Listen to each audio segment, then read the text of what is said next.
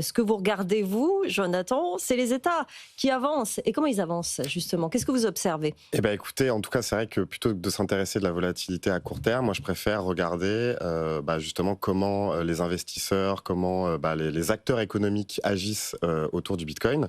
Et là, effectivement, je voulais parler des États et je voulais parler particulièrement du Salvador parce que c'est vrai que c'est un pays, moi, qui me tient à cœur.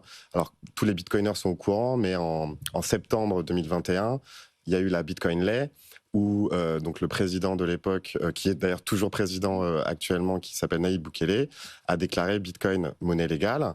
Donc ce pays, qui auparavant était un pays considéré comme étant le plus dangereux au monde.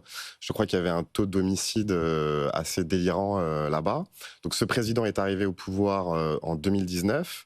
Il a radicalement changé ce pays, donc notamment justement en construisant des prisons, en essayant d'éradiquer totalement les gangs, et il y est arrivé.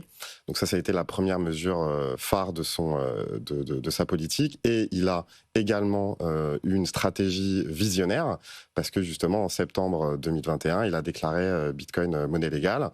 Et ça a été aussi le moment où il a commencé à constituer une réserve stratégique.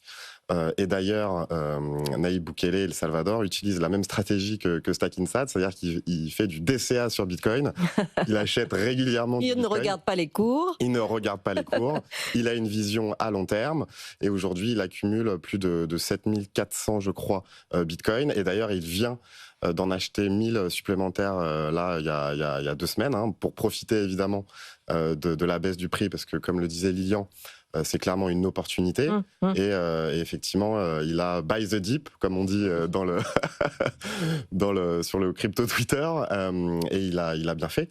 Donc il s'est constitué cette réserve stratégique. Il a aujourd'hui aussi un boom économique sur le tourisme.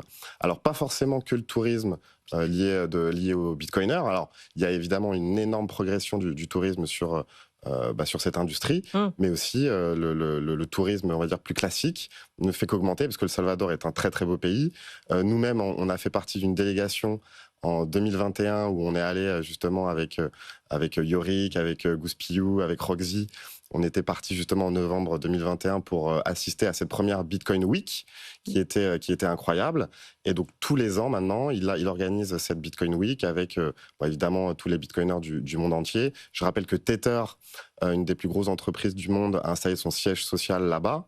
Il finance également toute la dimension éducation, parce qu'il faut savoir que beaucoup peut-être de personnes pensent que l'adoption du Bitcoin là-bas en tant que moyen de paiement, effectivement, n'a pas eu le succès qu'on souhaitait tous. Mais à la limite, on en est conscient, vu que c'est quand même une technologie qui est complexe.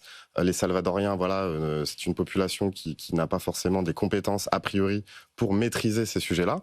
Donc ils ont investi énormément sur de l'éducation avec Plan B Network. D'ailleurs, je passe le bonjour à Roxy, qui est un des cofondateurs de ce projet là-bas. Et on voit que l'éducation a considérablement augmenté.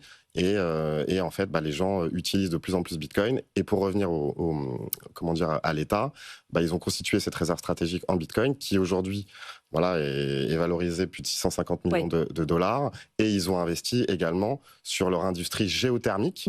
Parce qu'il faut savoir que le Salvador est un des pays au monde où il y a le plus de volcans. Ils se sont mis au pied des volcans. Ils se sont mis au pied des volcans. Alors après, effectivement, en novembre 2021, il y avait eu des annonces sur la Bitcoin City. Bon, c'est là où on peut dire que le président était un peu fantasque à faire des annonces un peu marketing, parce que effectivement, on en est quand même très très loin aujourd'hui. Mais voilà, l'idée c'était de le financer à travers ces Bitcoin bonds, qui aussi ont pris énormément de retard. Là, ça va être. Mais a priori, ils vont être émis là bientôt. Voilà, ils vont bientôt être émis. Justement, ces Bitcoin bonds sont censés financer cette Bitcoin City. Bref, tout ça pour dire que Nayib Bukele avait cette vision autour du Bitcoin, et on voit 4 ans plus tard, il a eu raison.